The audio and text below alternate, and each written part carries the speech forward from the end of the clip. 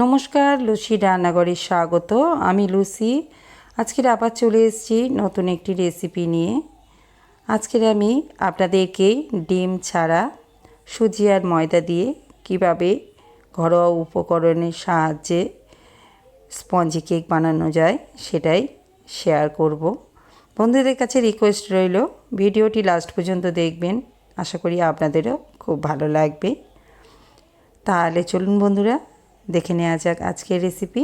আমি প্রথমে একটা পাত্র নিয়ে নিয়েছি আর তার মধ্যে নিয়ে নিলাম 1 কাপ সুজি।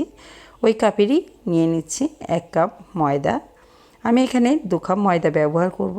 এখন 1 কাপ ময়দা দিয়েছি, পরে আরও 1 কাপ ময়দা দেব। এখন দিচ্ছি ওই কাপেরই 1 কাপ দুধ। ভালো করে সুজি আর ময়দাটাকে আমি মিশিয়ে নিচ্ছি। বেশ কিছুক্ষণ ধরে মিশিয়ে নিয়েছি। এখন দিয়ে দেব আরও 1 কাপ দুধ। আরও 1 কাপ দুধ দিয়ে আর একটু ভালো করে মিশিয়ে নিচ্ছি।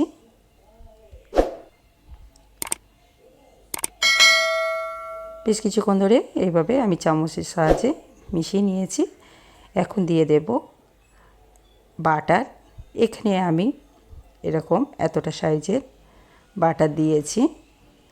এবারে দিয়ে দিচ্ছি 1 কাপ চিনি। আমার এই চিনিটা মোটা দানার চিনি আছে।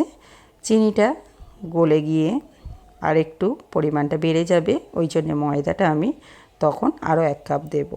এখন আমি এটাকে ঢাকা দিয়ে 1 ঘন্টা রেখে দিচ্ছি। 1 ঘন্টা হয়ে গিয়েছে, ঢাকাটাকে খুলে নিয়েছি। আর দেখুন বাটারটা আমার কিন্তু নরম হয়ে গিয়েছে। যেহেতু দুধটা হালকা গরম ছিল, ওই জন্য বাটারটা নরম হয়ে গিয়েছে।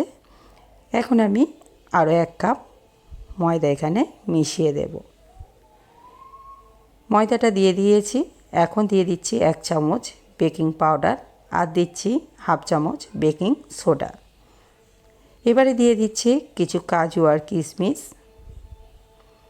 এবারে আমি এটাকে ভালো করে মেশাতে থাকব।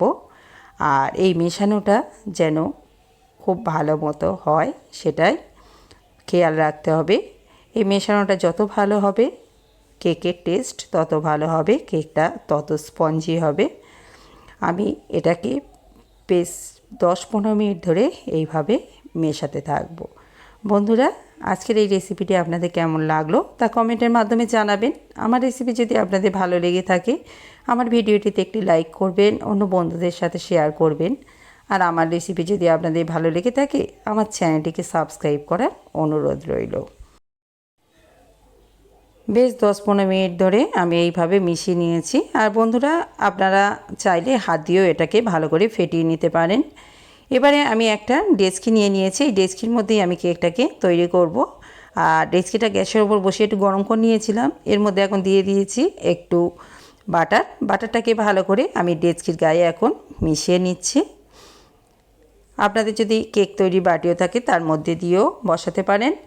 আমি এই ডেচকির ওপরে বসাচ্ছি।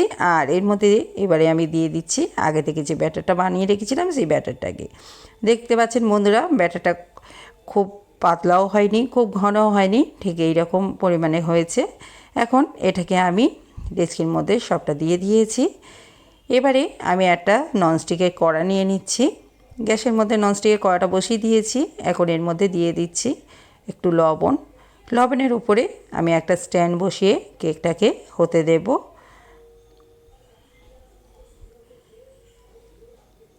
স্ট্যান্ডে বসিয়ে দিয়েছি।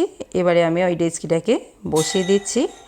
আর আধ ঘন্টা থেকে 40 মিনিট আমি এইভাবে অপেক্ষা করব। এটাকে ঢাকা দিয়ে দেব। আমার মিনিট 40 হয়ে গিয়েছে। এখন আমি ঢাকাটাকে তুলে নিয়েছি। এবারে একটা কাঠি দিয়ে দেখে নেব যে ভিতরটা কাঁচা আছে কি না। ভিতরে কাঠিটা দিয়ে দেখে নিয়েছি। দেখুন কোনো কাঁচা ভাব নেই, হাতে জড়িয়ে যাচ্ছে না। এবার এটাকে আমি 1 ঘন্টার জন্য আরও ঢাকা দিয়ে রেখে দিলাম। গ্যাসটাকে অফ করে দিয়েছিলাম। 1 ঘন্টা হয়ে গিয়েছে। এখন আমি কেকটাকে নামিয়ে নিচ্ছি। একটা জায়গা নিয়ে নিয়েছি, কেকটাকে আমি নিয়ে নিয়েছি। দেখতে পাচ্ছেন বন্ধুরা, কেকটা কত সুন্দর হয়েছে। আর এটা খুব স্পঞ্জিও হয়েছে আর খুবই টেস্টি হয়। অবশ্যই আপনারা বাড়িতে ট্রাই করবেন। আশা করি আপনাদেরও খুব ভালো লাগবে। আমি 1 পিস কেটে দেখিয়ে দিচ্ছি কতটা সুন্দর হয়েছে। আর তাহলে বন্ধুরা, আজকের রেসিপি এই পর্যন্ত। আবার ফিরে আসবো অন্য কোনো দিন অন্য কোনো রেসিপি নিয়ে।